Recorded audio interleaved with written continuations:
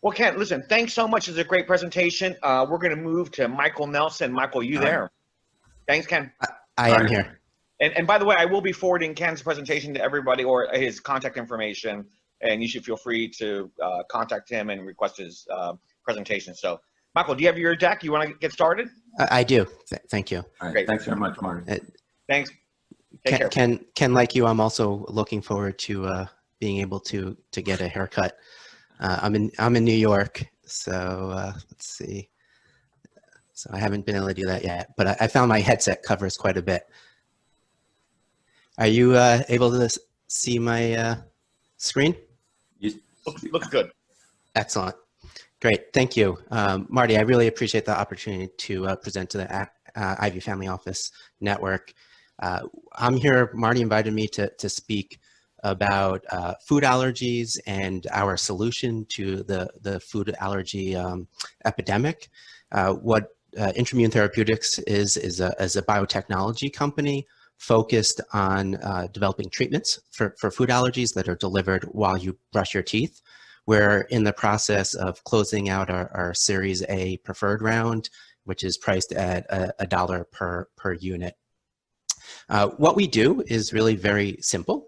We take what you're allergic to, incorporate it into a fully functional toothpaste, and you get your allergy immunotherapy when you brush your teeth.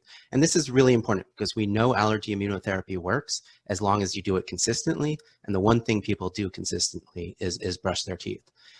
It's a huge market. It's a huge problem. There's about 250 million people worldwide affected by food allergies. In the US, that's 32 million people.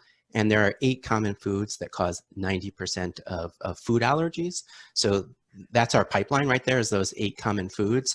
There's about 200,000 emergency room visits each year, unfortunately, caused by food allergies.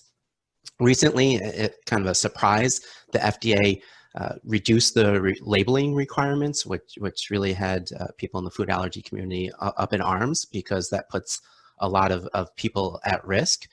Food allergies, the one thing we know, there's a lot of uncertainty in the market, as Ken was talking about, but we know that the rate of food allergy and the incidence of food allergy is increasing. So, why are people so concerned about labels and food allergies? And this is why. When you accidentally get exposed to what you're allergic to, you could have these systemic reactions, potentially anaphylaxis, even risk of death. So people and their families live in constant fear. There's a huge economic cost, and there's a huge social burden too. Often children are asked to sit at separate tables to avoid exposure, and so it's just very difficult. You have that constant fear. So our first target is peanut allergy. It's peanut INT 301, is a toothpaste with peanut protein embedded into it. The market is huge. Up until January, there was no approved product for any food allergy. If you accidentally got exposed, you gave yourself epinephrine, and you got yourself to an emergency room. So Palforzia is the first product. I'll talk about it. It basically requires you to eat peanut protein every day, yet it was priced at close to $11,000 a year. So the market, we think the serviceable market for this product is about 700,000. So the dollars add up pretty quickly. Our go-to-market strategy, just very quickly, is Aimmune is spending tens of millions of dollars teaching doctors about allergy immunotherapy, teaching patients about allergy immunotherapy, and we get to come in, take advantage of the CPT codes that they're going to be putting in place with a much safer product that's going to take up a lot less physician time, a lot less stress on patients, and a lot less cost to manage care, because you won't be sending your patients to the emergency room all the time, because Palforzia actually increases the risk of what you're trying to protect against, which is emergency epinephrine use.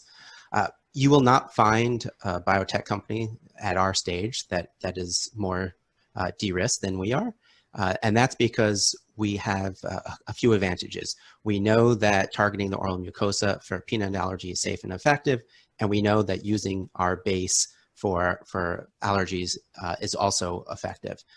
There was a study done at the results came out the end of last year. It showed that you only need 2 milligrams of peanut protein put into a liquid solution to get this similar efficacy to 300 milligrams of OIT, that's oral immunotherapy. That's what Palforzia does.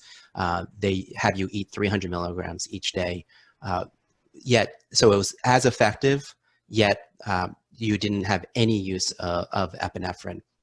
We have a number of advantages. One, obviously, is the built-in compliance, but two, we cover about 14 to 16 times the surface area of sublingual immunotherapy. We could get our dosing higher because there's only so much peanut protein you could get into solution. And we also contact the areas of the mouth that have much higher concentration of those oral Langerhans cells. Those are the cells that reach up, take those proteins, and pull it into the immune system.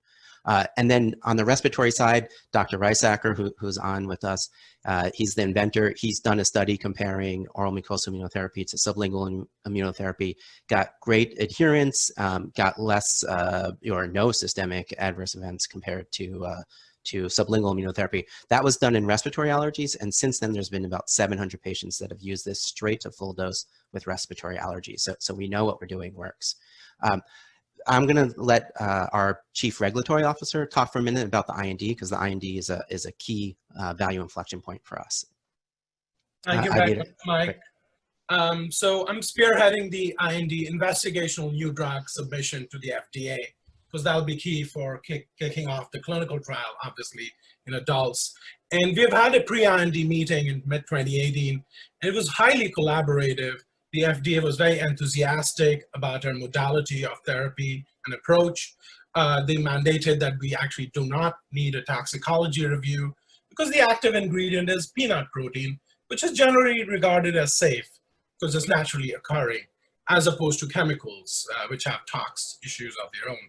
So because of that, we also didn't need any pharmacokinetics or any related studies due to our, relatively clean and pristine route of administration, which is oral mucosal.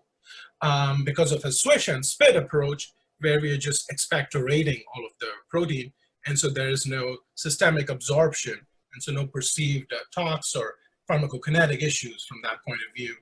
And because of that reason, no animal models were needed as well.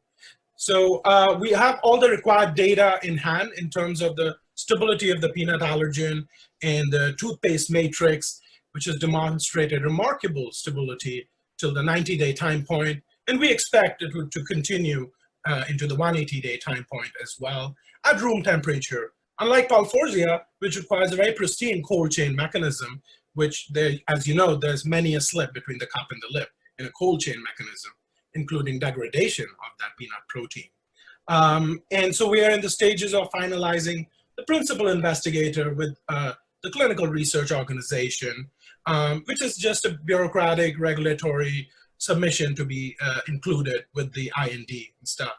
So bottom line is we have a very clear approval pathway to the phase 1B clinical trials without too many roadblocks anticipated, just because the FDA was, again, very gung-ho about our very clean modality of approach. Again, unlike Palforzia, where the pill can become the poison because of inflammatory issues with the esophagus or the food pipe, which might require an EpiPen in and of itself. So I'll pass it over back to you, Mike, for additional slides. Can you guys talk about the intellectual property as well, and what kind of patent or copyright protections you have? Sure. So I'll just skip ahead for a second. So we have to date 24 patents. We really have two patent families at the moment. The first is oral care products plus allergens for immunotherapy, and we have exclusive global rights to all of that for food allergy. The patents that have started issuing are around toothpaste, because that's what we really care about, plus allergens for immunotherapy. The second set of patents is around formulation to stabilize those allergens. What Abby was talking about with the excellent stability that we've been able to show in our laboratory studies.